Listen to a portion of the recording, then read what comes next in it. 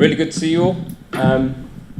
You know that I presented on this kind of topic before, so we realised that there are so many things when we're looking at anomalous experiences during bereavement. We could branch out and go down different avenues of saying, well, that was one of the outcomes, but we'd just like to know a little bit more. So this was a perfect opportunity, one of the many things we want to know a little bit more about how these experiences have an impact on people, and taking that a little bit further and finding out about some of the unique characteristics. And that's why here we've got the whole topic of negative experiences, because they've not really been discussed all that much. You may see a title change. Many of you are familiar with the term CSAP, Centre for the Study of Anomalous Psychological Processes.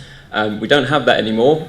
We had to kind of regroup, and as we moved to the new campus, from Park Campus to Waterside Campus at the University of Northampton, we've got new research groups that have formed, which is a big benefit for us with parapsychology, transpersonal psychology and consciousness studies, because we now have people involved in cognitive studies, consciousness research and neuroscience as well, all involved within this new group, exceptional experiences and consciousness studies. So it's created some fantastic overlaps for us and some potential opportunities when we move forward to actually collaborate with people we hadn't worked with before.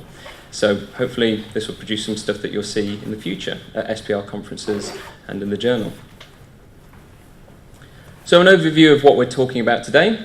After death communications, just in case you see ADC cropping up, that's what it stands for. Someone has lost someone close, or not necessarily a personal loss. You just know of someone that has died and you have some sort of experience suggestive of that person being around in some way. Sensing the presence of that person, smelling a fragrance associated with them, a perfume, a tobacco, a personal touch, or movement of objects, sounds, all the way through to dreams and synchronistic events as well. So I'll discuss a little bit about the background research. I've mentioned it so many times before, but I thought it'd be good to kind of start with that again and really show you how it's got some great foundations within the Society for Psychical Research. And then the beginnings of clinical interest. Therapeutic benefits noted, and then, as I mentioned, some of these overlooked aspects, why we're branching off into these different areas, the negative aspects, and then the research that Mia was carrying out and the findings and conclusions, where Mia led on trying to look at, well, what was going on in these unique aspects we're aware about, but we don't really understand what's going on, these negative side effects. So we can go all the way back to 1889 and Volume 5 of the Proceedings of the Society for Psychical Research. And this was a study included within there where it was started off by Edmund Gurney. While he was writing this paper, passed away halfway through, which is why Myers is the co-author on it. He finished off what was being done. They'd taken cases out of the book that many of you are aware of, Phantasms of the Living, and they wanted to look at what was going on in instances of apparitions occurring soon after death. So in their initial study, 231 cases of hallucinations of the dead were collected from that book, extracting accounts, in which 28 occurred within 1 week of the death of that individual visualized. Many accounts were revisited from the book, where 134 cases of post-mortem apparitions were analysed, and 104 cases it was not known whether the recipient's cases preceded or followed the experience of death. It just wasn't known. Sometimes when those cases are sent in via letter correspondence, or they found it in some other book and they decided to extract it as an additional case to analyse, we're just missing information, so they weren't really sure where it's at, whether that awareness of death occurred before or after, but they still included it in the overall analysis. And in 40 cases, the experience of apparitions occurred within that 24-hour period, what we know as the crisis period. So we know that with people having experiences in the 24-hour lead up to the person's death, sometimes a peak at the point of death, and then 24 hours afterwards. So we also have that classic work by Camille Flammarion, Death and Its Mystery, before death, at the moment of death, and after death. And we even have Alenda Haraldson here as well, so particularly his book, At the Hour of Death as well. If you want to know more about those experiences, there's some definite reading for you. So this was extracted. This has been reproduced so many times when talking about post-death experiences, after-death communications. And I've been asked as well how many people this involves, this graph.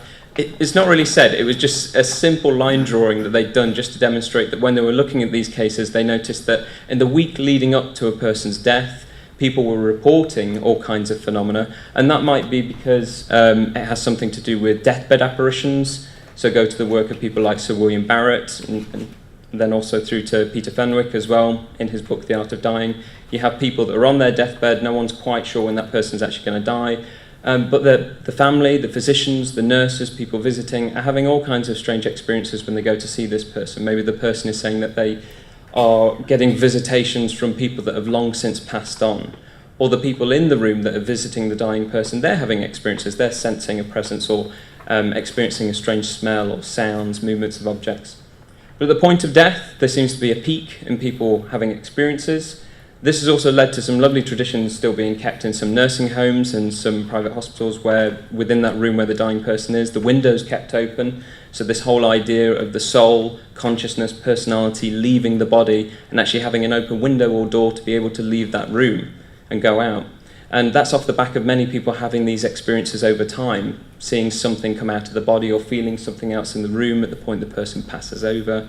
So it's nice that tradition's been kept. Many people seem to be aware of it, but these experiences still seem to be very common. For those of you that remember John Randall as well, who was involved with the SPR for a long time, he was researching ESP and psychokinesis practically for his whole career in parapsychology. His main writings are on that. It wasn't until the last few years of his life, 2009, he published in the Paranormal Review when his partner Margaret passed away. And he had one of these such experiences where he was holding Margaret's hand on one side, her daughter was holding her hand on the other, and he claimed to see, well, the nurses claimed to see some mist come out of Margaret's head, go up, and then go down through John. And they told him afterwards, and the great thing about John being a psychical researcher, he instantly separated people as quick as he could and got their individual accounts. And things really switched for him in those last few years. He told me that he got really interested in that point as to what people had really been doing with survival research, given these kinds of experiences that were going on. They really fascinated him at that point. But there's one example at the very moment of death, something happening. And then over time we have this steady decline of people still experiencing sense of presences, apparitions, but over time the reports just become less and less frequent. It doesn't mean to say they stop after a year. You have reports up to 10 years that Elenda's especially noted. Within my research when I was doing my PhD and I was looking at 50 people that had had such experiences, one person encountered an after-death communication 30 years after the loss of that person, another one 32. So they've gone all this time. You could argue as well that they're not really in bereavement by that point, and there you have a truly spontaneous case occurring. So also a classic piece, if we turn to the report on the senses of hallucinations in volume 10 of the SPR, the questionnaire that went out, one of the main questions that was asked was, have you ever had a vivid impression of seeing or being touched or of hearing voices which impression so far as you could discover was not due to any external cause? From the analysis of 17,000 return questionnaires, which I think, what the hell was that? I'm okay. So from the analysis, I should have just ducked really, shouldn't I? From the analysis of 17,000 cases, fantastic. A questionnaire going out at that time, postal questionnaire, and getting that many responses, incredible. Because even these days, I think we struggle sometimes with getting that much feedback.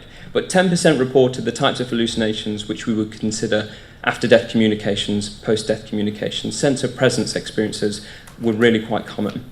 And there's some great sections within that report discussing them. So the SPR continued to talk about these. There was continued dialogue between Frederick Myers and even Frank Podmore after that Volume 5 paper that I mentioned, where they were talking about what they considered the reality of apparitions to be, especially within the context of death, dying, and bereavement. So we had that all the way back in the late 1800s, and you would have thought for thanatology, people researching and being involved in death, dying, and bereavement, this is stuff that would crop up all the time. Not really. D. Scott Roger discussed this idea, and he'd even trawled through books, look at main textbooks on death, dying, and bereavement to look at how much these experiences were recognised. He found that it wasn't really until the 1950s that people were starting to report sense of presence experiences in standard textbooks regarding bereavement, which is really quite surprising given how common they seem to be, even with that early SPR research. It just seems that people weren't really interested in what the SPR were doing. So what caused the shift? Well, in 1971, William Dowie Rees conducted a study which was part of his medical doctorate, which initially was looking at the negative consequences of bereavement. So people having sleepless nights, not wanting to socialise, oversensitiveness to noise, fearing, travelling in cars if that person that they've lost died in a car accident, all these kinds of things. But it wasn't towards the end of his study that he realised they were starting to report different things. I also uniquely found out not so long ago that he didn't need to do his medical doctorate. He was working as a GP, and it wasn't typical for people to go and get an MD thesis unless they wanted to be noted or recognised within research circles. But he really wanted that because he was a widely published GP for that time period. So he went and did the MD thesis, wanted to focus on that, interviewed 293 widows and widowers, and they were all interviewed regarding their experiences, and it was towards the end, a few people said, oh, actually, after they died, I actually felt their presence around me. And so this hadn't really been mentioned by most of the participants, so he had to go back and re-interview them and include this kind of questioning within it. And it turns out that around 50% reported having these experiences when he went back and actually asked them about it. It was most common within the first 10 years. Gender, social groups, age, levels of depression, etc., they didn't really play a factor in the occurrence of these hallucinations. And there's Dewey. There's not many pictures about him. I went to his funeral a few months ago, so sadly he's no longer with us, but I had some fantastic correspondence with him over the last 4 or 5 years, where he'd attended a few really unknown psychical research and parapsychology conferences. He'd met people like David Ellis, D. Scott Rogo, a few other figures and names that you'd recognise. I'd have to go back through this correspondence. And he was a real traditionalist as well. I was constantly getting written correspondence through the post. It's the only way he wanted to talk. Just like John Randall as well, he did the same. So one of the lines of questioning was, how did you actually find this experience in relation to your bereavement? Was it helpful, harmful, or weren't you sure? The vast majority of people said that these experiences were helpful to their bereavement. Few people said they were harmful, and then a few more people beyond that said they weren't sure, but nothing was said beyond that point.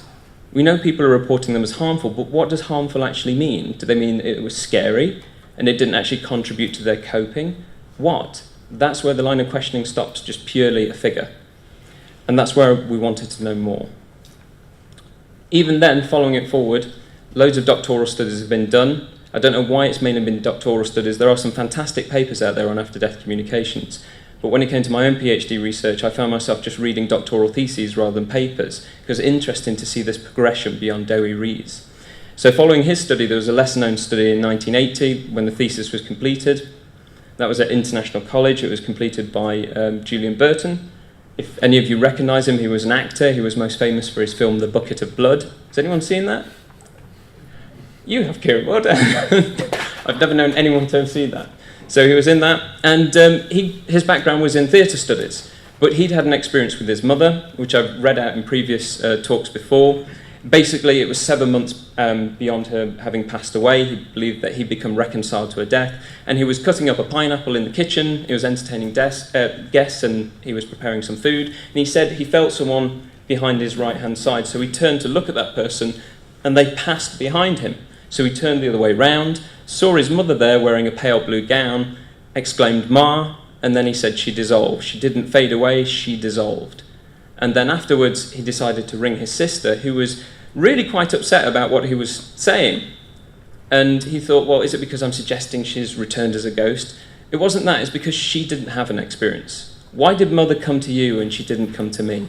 But then he explained this pale blue gown that he didn't recognise and the detailing, but that for her then gave her confirmation. She said some 2 to 3 weeks before their mother passed away, she'd taken her shopping, she tried on a pale blue gown to that very description, and she said it was $500. She wouldn't part with that much money for a gown like that. It was beautiful, she wanted it, but she wasn't going to part. But that gave her confirmation.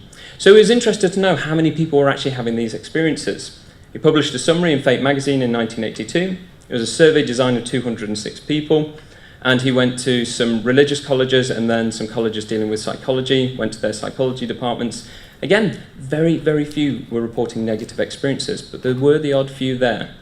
One of the most important things he said was, I'm afraid a bias still exists which considers it unacceptable to deal at face value with experiences such as seeing ghosts. The patient is trained to deny the experiences or to explain it away as holding on to the loved one. And we can relate that to Dewey Rees. Out of those 93 participants, only one person confided in someone else about their experiences until Dewey Rees' questioning. So some experiences are negative, but why? And what impact do they actually have on people's experiences? I'll pass you over. So, the prevalence of negative ADCs in the previous literature. So there was Mackenzie in 1971 who had a limited number of negative accounts. None of them were in relation to bereavement. One of them stated, "I can still remember the feeling of terror and complete isolation." This was mainly due to linking it back to a haunting. It's a feeling that you would experience during that. That's because they had no emotional attachment to the person that they saw in the experience. There was Rees, who, out of the 94 people who found their experiences helpful, only 8 found them unpleasant. These weren't expanded upon any further. There was also Parker in 2005. This was a doctoral study, so it was a 2 to 3 year study where it continued tracking the participants throughout the entire study. 1 out of the 12 participants had a negative experience, and that remained negative until the end of the study. That was Elle, who said her affective response to the EE was negative and no grief or existential related needs were filled.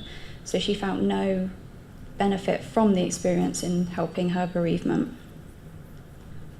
And there was Cooper in 2017, who had a number of negative comments made within the interviews, but they were only expanded upon briefly.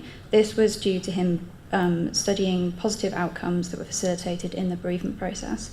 So there was just unfortunately not the time or room to go into those experiences that were found to be negative. Then there was the types of negative ADCs within the literature. So there's Guggenheim and Guggenheim in 1995. This experience took place at the bride's wedding. So she was getting ready in the morning. She felt really sad that her grandmother wasn't going to be there to see the wedding.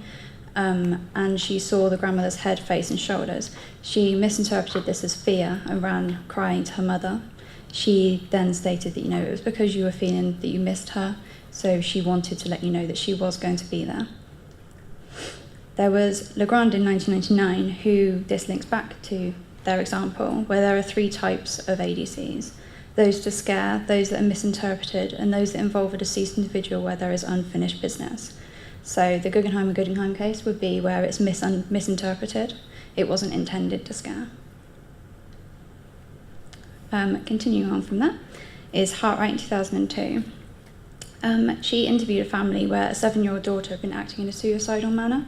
When they asked the daughter why she'd been acting like that, she said she had seen the aunt who had recently passed away, and they had asked her, she had suggested joining her in death. So it made her act in a way that made her want to join her aunt. The lack of negative ADCs in the literature is mainly because they are difficult to discuss. This can be due to not subscribing to the belief system, for example, religion and taboo status. So, for example, in Rees in 1971, where only 1 individual went to a clergyman with the experience. There was also the study by Stephan and Coyle in 2017, where they interviewed and observed a Roman Catholic family where the daughter, Anna, whose father had recently passed away, was trying to fit the apparitions that she was seeing into her existing schemas. Because it wasn't fitting, she was finding them disturbing, as she couldn't find a scientific explanation for them. So therapeutic intervention. Roxmer and Evenden in 2016, both from the University of Northampton, found that not all counsellors were accepting of the ADCs, as they were still lacking in understanding. Individuals who went to the counsellors in search of help can be left unsure of where to turn. And individuals test the waters with the counsellors using terms such as "you're going to think I'm crazy," as they may have been ridiculed by others out of the therapy setting. And participants found that it kind of shut the door when counsellors were not interested in their experiences. This was shown with a participant called Lucy, who said that it seemed that the therapist couldn't be bothered to participate in the therapy any longer, as they were rejecting their views. Even though these weren't bereavement related, they were still important. So the aims of the present study, the current research aimed to investigate the negative experiences that are rarely discussed within the literature and effects they have on the bereavement process, to bridge the gap in the literature, which has pushed aside these experiences and not found time to delve into them, to contribute to the literature in a way that would pave a way for future research that allows it to concentrate efforts on specific areas of negative ADCs. It was conducted using IPA to allow for the exploration of data, where we could delve into the data rather than just analyse it. The interviewees were contacted through social media, word of mouth, for example, friends and family. The inclusion criteria included not being over the age of 18, no, they had to be over the age of 18 rather, not being newly bereaved, and not having gone through a troubled bereavement. And the interviews were conducted in person or over Skype. Interviews were semi-structured to encourage rambling. This meant that things that they may not think is important, then if they say it, we can follow it on and find out more important details about the bereavement and the experience.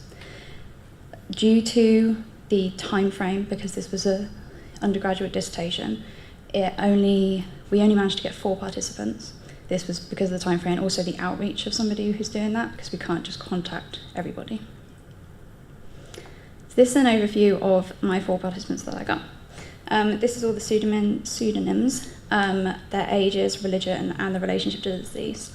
So Janet had experiences not relating to the bereavement at a place of work involving a sense of presence, and also experiences relating to her father, including a sense of presence and smell. Scarlett had experiences not relating to bereavement that involved orbs. Denise had experiences relating to bereavement of her mother, including dreams, sense of presence, noises, and lights. And Amber had experiences involving bereavement of her mother, including a sense of presence, seeing her, as well as contact through a medium. So this is a case example from Denise. It says, but my mum died about 3 years ago now. She died on the Saturday in the morning, and in the night I went to stay with my stepdad, and my brother was there as well. And I just left my phone on the screen on the side. It came upstairs, and all of a sudden it was on a mum's messages, on a message that said, I love you. And obviously that was quite nice, but obviously weird. I woke in the middle of the night, and there was a really weird loud sound. There was something spinning around. The door was shut, and there was a tiny crack of light, but I couldn't see what it was. There was an absolute racket. I don't know what was in that room, and that could have possibly been making that noise, and that there was, and I obviously shit myself. And basically the thing just stopped, and the noise just stopped instantly. And then I was completely freaked out, obviously, and when I look back on it now, I obviously at the time was quite scared. So these were my themes that I discovered from the literature. So there was 5 subordinate themes and then sub-themes underneath those. For example, emotional expressions were things like negative reactions that the participant got themselves, things like guilt from telling other people. Judgment was what other people were thinking when they told other people, the negative language that was used not only by themselves but also by other people. The bereavement process, how it affected it, and how the bereavement process continued past the experience, from the deceased point of view, and continued bonds. You have 3-4 minutes left. Okay, I'll hurry up. Negative feelings. So this was how the interviewee felt during the experience. I was obviously petrified. I remember thinking to myself, there was supposed to be your guardian angels. These are supposed to be really calming. There was guilt. This was an unexpected scene throughout the research, mainly found by Denise, who, when she told her stepdad the next day, he was quite comforted because she had had the conversation with him where she said, I will come forward if I pass away. But at the same time, he felt bad that she hadn't come to him. She had instead gone to Denise. Judgment, where there was a lot of people that Scarlett had spoken to had asked if she was drinking and if it was a dream. Continuing with the quotes. Negative language. So this links back to Roxburgh and Evenden, where people would use the words, it probably sounds bizarre, or you probably think I've got schizophrenia, and things like that, where they would try and justify the experience. Hope and false hope. Amber struggled with hers quite a lot. She said it made me believe that she was still living, even though it was a more spiritual way. And spiritual bereavement from Amber again, were a secondary bereavement where the individual was mourning the loss of the experience that gave them hope. When I asked her if she thinks it's worse now that you don't see her, she said yes, because my comfort of her has gone. So, findings. Interviewees remained certain that there was no effect on the bereavement process, although Amber's bereavement was not successful as her continued contact with the deceased prevented her from forming new bonds. It was found that Amber had experienced a spiritual bereavement due to loss of a previously comforting experience. The negative reactions to sharing their stories were experienced by Denise and Scarlett, and so the way they told of their experience was adjusted, in line with findings from Roxburgh and Evenden. and Denise, a clear-cut skeptic within the group of the interviewees, found the experience gave her false hope of a connection with her mother, claiming it's just your brain trying to make stuff up to you, to comfort you, in contrast with the findings from Bauer and Cooper. So conclusions and future suggestions. It was found that the spontaneity and how overwhelming the experience was caused the ADC to be perceived as negative, as well as the lasting effects of the judgment from family and friends. It would appear that from the present research, ADC itself has not only become a negative aspect, but perceived judgment may have also had an impact on the way the ADC is interpreted. There was no damage to the bereavement process throughout these experiences, as they happened so soon into the bereavement or were seen as a positive initially. An improved advert and wider scope would be better for a study like this, where we need more accounts of negative ADCs.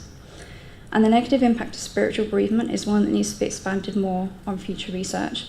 So, for example, Amber mourned the loss of the experience. This can also tie into things like addiction studies. She began seeing mediums so that she could continue these experiences because she was suffering from another bereavement afterwards. So thank you. There is another after-death communication survey, which is the link there.